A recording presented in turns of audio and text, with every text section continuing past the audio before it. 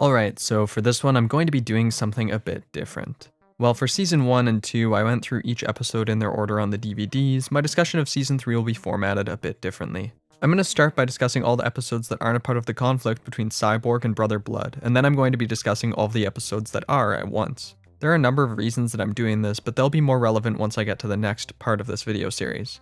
For now, let's focus on the episodic episodes, starting with episode 2. In this episode, Red X returns, but this time someone other than Robin is in the suit. As such, this episode focuses on how Robin dwells on the past and the guilt he feels for how he acted previously when Slade was involved. In addition to this, specific mistakes Robin made when making Red X's suit come back to bite him, as he used a dangerous substance to give the suit some of its abilities. Considering that episode 5 is going to explore the trauma that Slade has caused Robin to experience, this is a good move. It reminds us that Robin hasn't moved past this, and that these things still stick with him. As we've seen previously, he's hard on himself, and that hasn't changed. He hates what Slade got him to do. It's also important to see how Robin's friends are still a bit burnt over this, and that they don't really trust Robin with this stuff 100%, as they still believe that he may be Red X at the beginning of the episode. I especially like that part about the suit being powered by something dangerous. It helps bring home the fact that Robin was doing something very questionable here, beyond just treating his friends poorly. The implication here is that he wasn't just manipulating them. He was putting himself, his friends, and the other people around him in danger just by using this substance. That context adds a lot to the Slade-Robin dynamic and helps make the way that Titans compare Robin to Slade feel a bit more fair.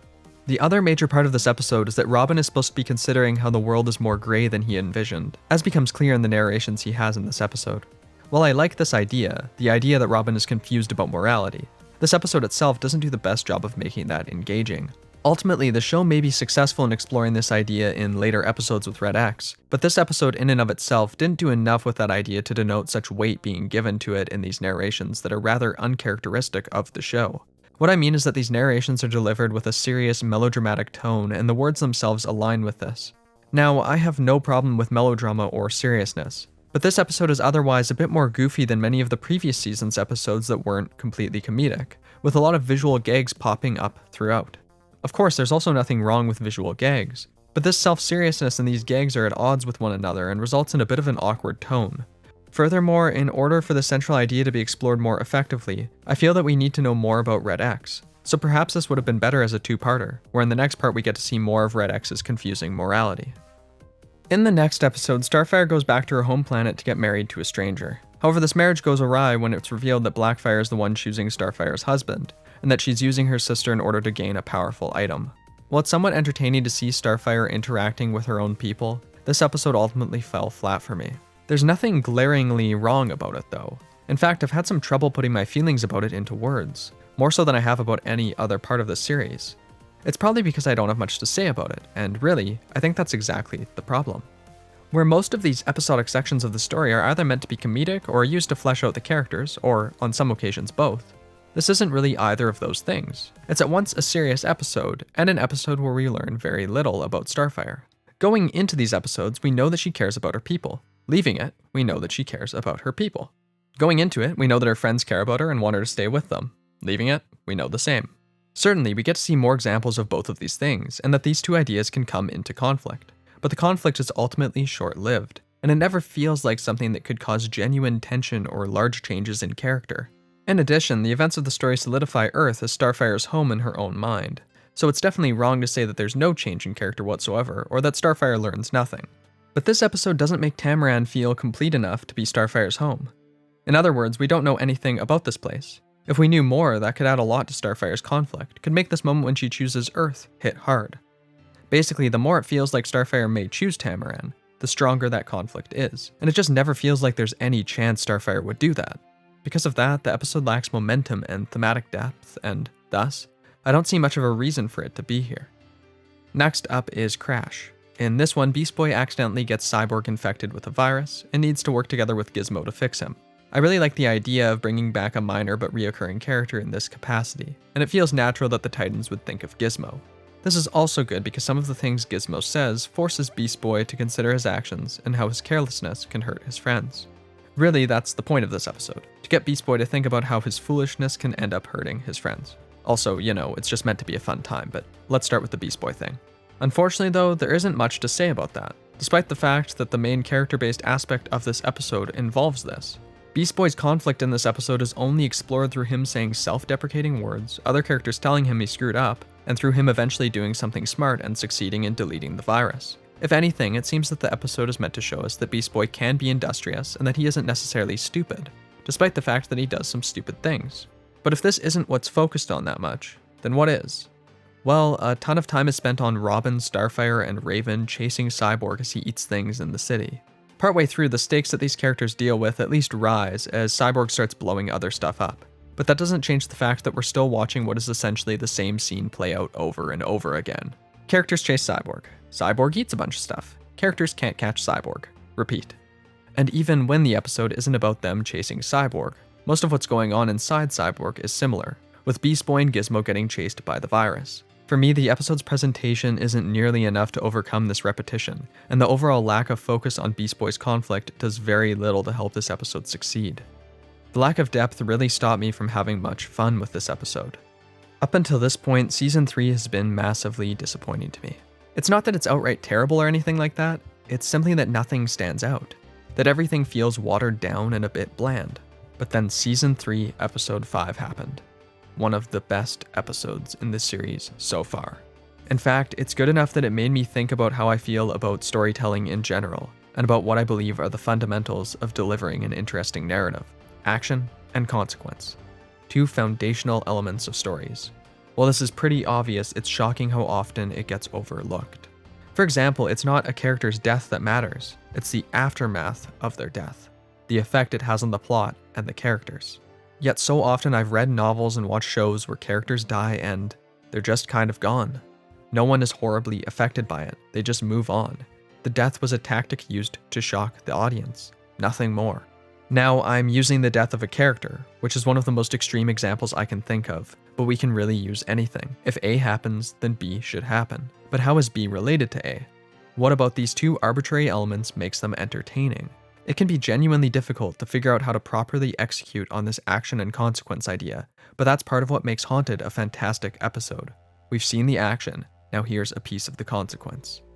Slade, despite all the issues I've had with his character and with the execution of the Robin-Slade dynamic, has had a big impact on Robin and done horrible things to him and his friends. It's only natural then that Robin may be afraid of him, that he may hate him.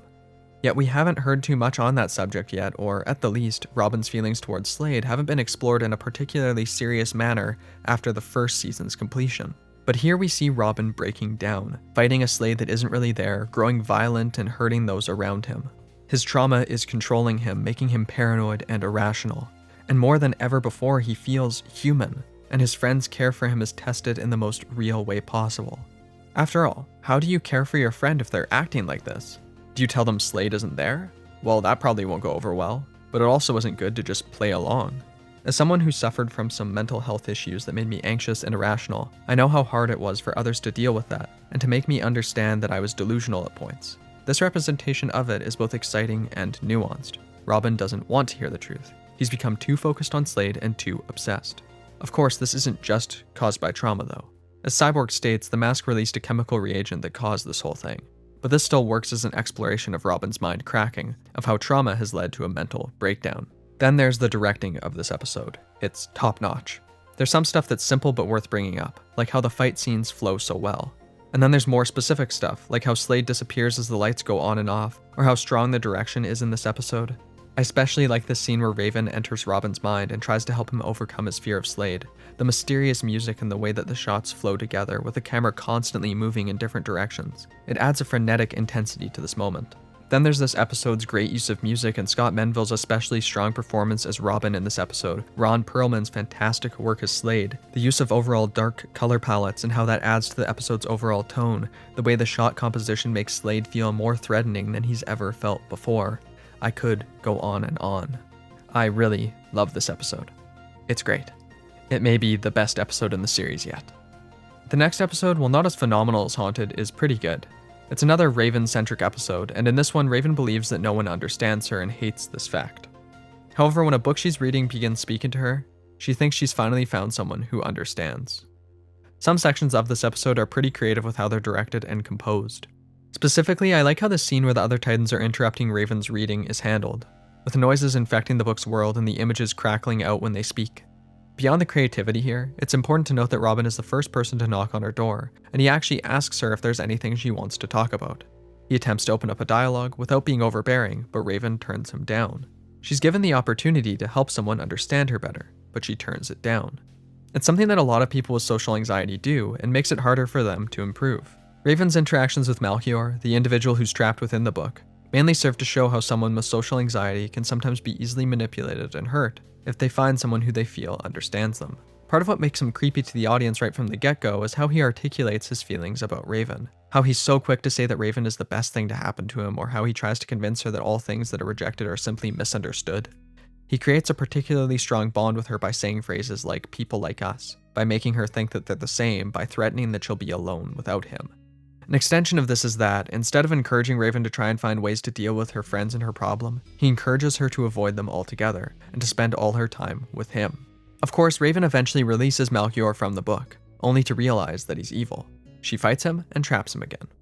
After this, Beast Boy comes in and comforts her, saying that she may think she's alone, but she's not. It's a pretty touching moment and adds a lot to hers and Beast Boy's relationship. While this is by no means one of my favorites, it's a pretty strong episode that adequately explores its themes. The next episode is another Mad Mod one. In this one, it's the 4th of July, so Mad Mod swoops in to hypnotize everybody and convinces them that they're British. I honestly can't think of a better concept for an episode involving Mad Mod. It's the perfect plan for him to enact and aligns with everything we know about his character, while being so ridiculous that I found it inherently funny. Lines like, "There is no George Washington and there never was," made me laugh out loud. You can really tell that the writers had a ton of fun with this one, and unlike many of the episodes that are focused on being goofy or comedic, I didn't find that this one repeated itself too often. The sheer number of references being thrown around in the episode kept me interested, despite the fact that I know I missed a lot of them. These range from Monty Python to Abbey Road to Led Zeppelin. If you want to know more about those references, check out the article on Revolution on the Teen Titans Wiki. Of course, in this episode, Mad Mod also steals Robin's youth, and Robin is unable to do much. So the other Titans are left to try and figure out what to do for themselves, which is a big problem for them. Without their leader, they each try and enact their own plans, but none of them work. However, when they combine aspects of all their plans, they're able to fight back and win.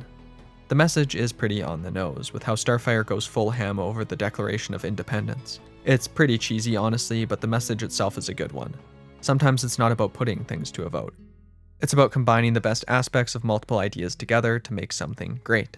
And besides, with a comedic episode like this one, I don't mind if it's a bit cheesy, especially when the whole episode is just so over the top and ridiculous. With that, I think it's time to wrap this one up. In part 6, I'll continue going through season 3. Thanks, as always, for all your support. It means so much that so many of you are enjoying these videos. Also, I want to specifically thank all my patrons. When my computer broke this week, the money you've given me so far went a long way in helping me hire an editor. And that leads me to my next point. I have an editor now. I've linked to his channel in the description below if you're curious to check out any of what he does. He's a super awesome guy and he makes some neat videos. Anyway, thanks again, and I look forward to hearing from you in the comments below. Bye-bye.